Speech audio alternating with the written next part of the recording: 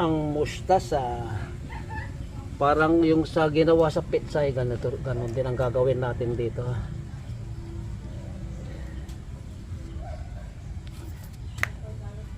Alanganin pa kasi kumbaga yung ugat niya maliliit pa, maiksi pa.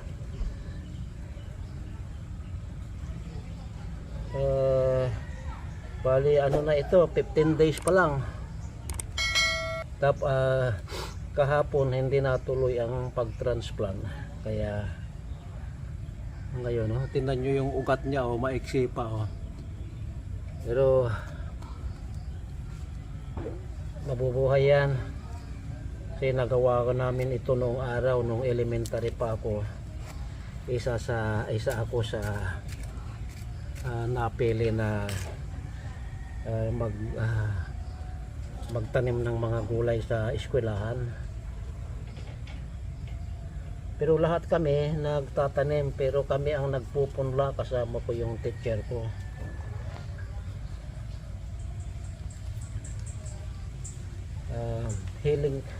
Kanya-kanyang hilig lang po itong pagtatanim. Yung iba walang hilig pero ayaw magtanim, iyon ang sinasabing ayaw matuto. Katamaran na yun, diba? Masipag ka lang, hindi ka mawawalan ng gulay. Kung wala kang mapapagtamnan na garden sa mga paso, sako o kaya container, mga drum, pwede. So ganito lang gagawin hanggang sa hanggang sa matapos natin itong ating nakareding pagtatamnan. Marami-rami rin ito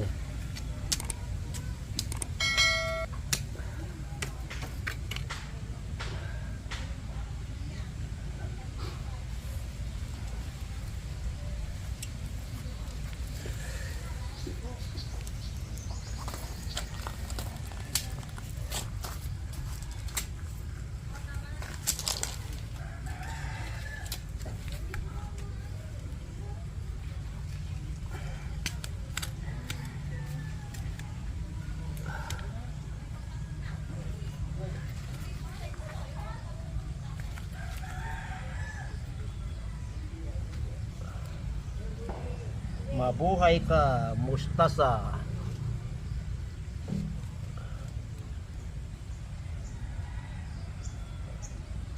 Ano to, trial ito, kaya hindi ko pa itatransplant lahat tong pinaganawa kong butas kasi yung ugat niya maiksi pa. Wala, kung hindi siya mabubuhay, at least marami pa rin akong nakaabang na punla.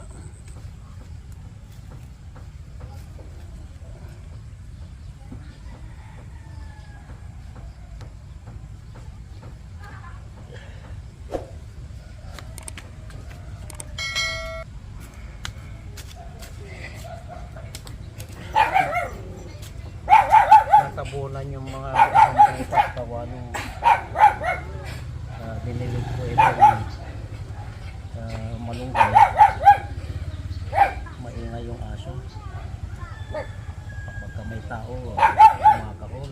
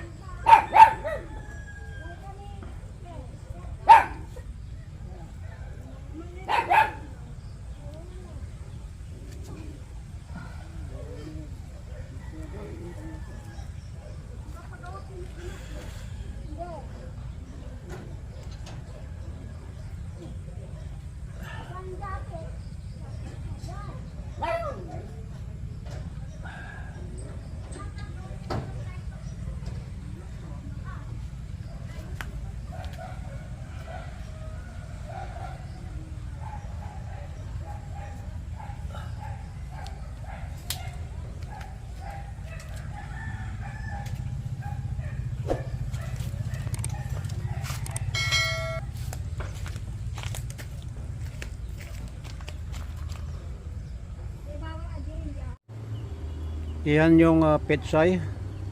Pero ang ita-transplant natin, bali pangalawang pagta-transplant na ito ay yung mustard. So nadiligan na yan, didiligan natin uli para madaling kunin yung, para lumambot yung ibabaw ng plat.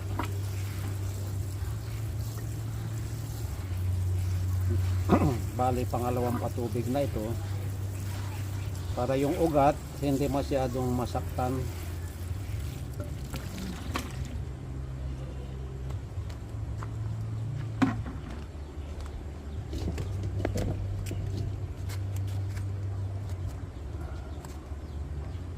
Ito masyadong makapal dito, oh.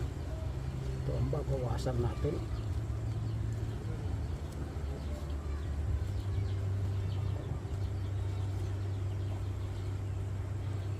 Sa susunod hindi na gaanong makapal ang gagawin ko kasi ano na ito, marami na akong na-transplant.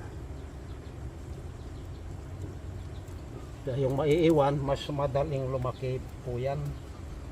So ito yung ating nakuha. May kinuha ako kanina dyan yung sa ilalim. So itatanim ko muna ito. Ayan, oh. Kasi may naka-ready na doon gaya ng dati.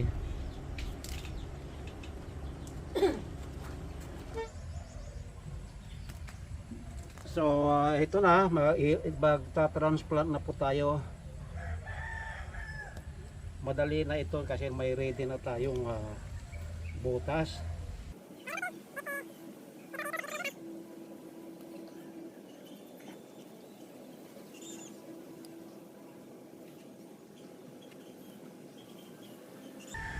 Bali ano nga pala ito,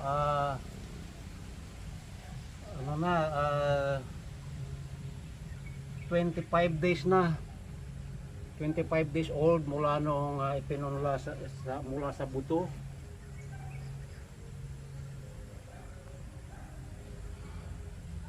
Yung unang tinransplant ko 20 days old, buhay na buhay na.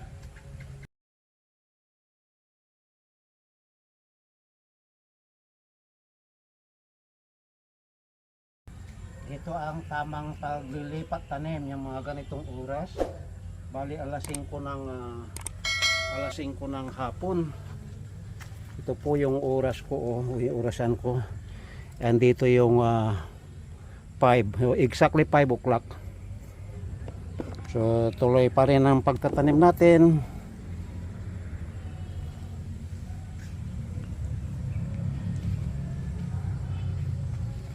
Dito bali dalawang linya na lang kasi dito sa kabila, from here pitsay na yung dito sa kabila.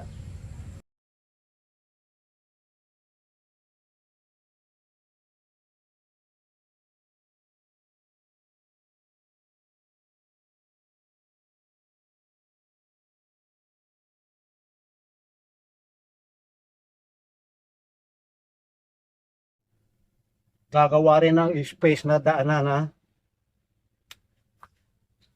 para pagka ang pag-maintenance ay mayroon na pong dadaanan. Hindi yung tinanim lang okay na, hindi ganoon.